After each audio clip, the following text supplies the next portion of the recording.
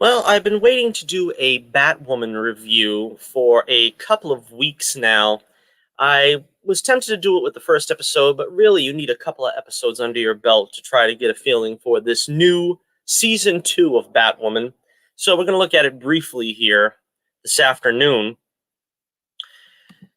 It's like they say, when the TV gods give you lemons, and by that token, apparently the writers did what they could to make this preposterous handoff look less preposterous. When former Batwoman actress Ruby Rose quit unceremoniously at the end of last season, the CW tapped Javicia Leslie to fill the cowl. In order to tie this new Batwoman to Alice, it only made sense that she have a personal vendetta against her. Thus, Alice's gang killed her foster mom, propelling the series forward as a revenge thriller. The biggest compliment I can make is that this new Batwoman actress has at least 7 different facial expressions, which is at least 5 more than Ruby Rose possessed. The Season 2 opener, boasting an exciting cliffhanger from last season of Hush wearing Bruce Wayne's face, which I expected to be mined for at least 6 episodes, any other show would've, comes crashing down to irrelevancy pretty quickly here.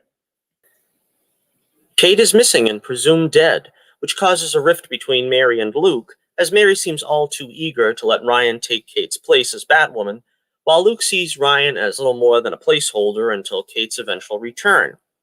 One would kind of expect the roles to be reversed, but that's this show for you.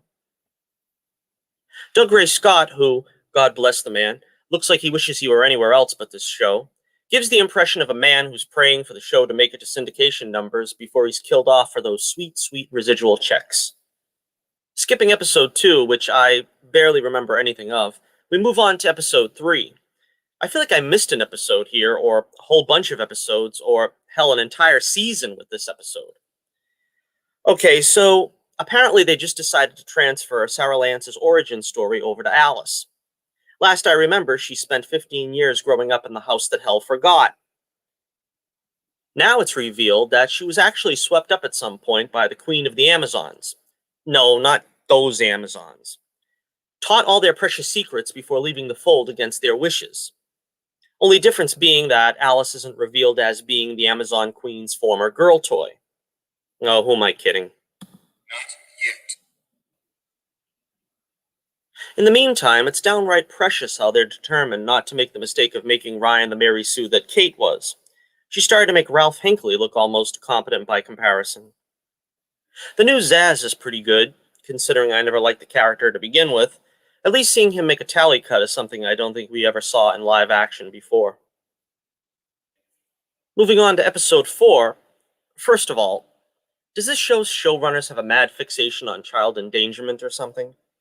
I mean, a full season was bad enough going through Alice's childhood. Now, apparently Ryan was also abducted as a child as well. If that isn't unpleasant enough, good God, they actually say flat out that nobody looks for child abductees unless they're white, and a white child abductor is beyond notice for 15 years. I guess doubling down on insulting about 70% of your dwindling audience is sure to boost ratings. Then comes some nonsense about Mary and Ryan becoming roommates because whatever. And can someone tell me why Ryan seems nonplussed about her seething kryptonite gash after 4 weeks? It's like she's keeping it a secret for some deep, dark, mysterious reason.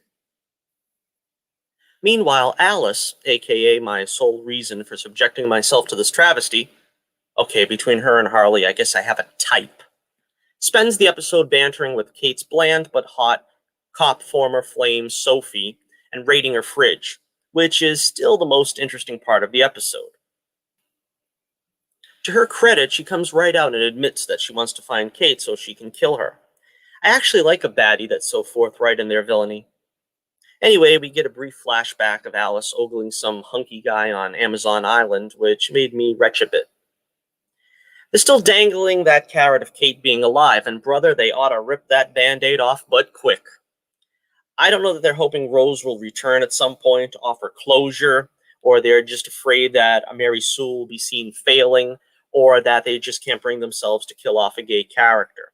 But something should be done at some point to let this show move forward the way it really needs to. Should I continue on reviewing Batwoman this season? Or should I save my sanity while I can, here and now? Let me know in the comments below. Until next we meet, this is Johnnie Torch, once again reminding you, keep the flame burning brightly, and I'll be with you again real soon.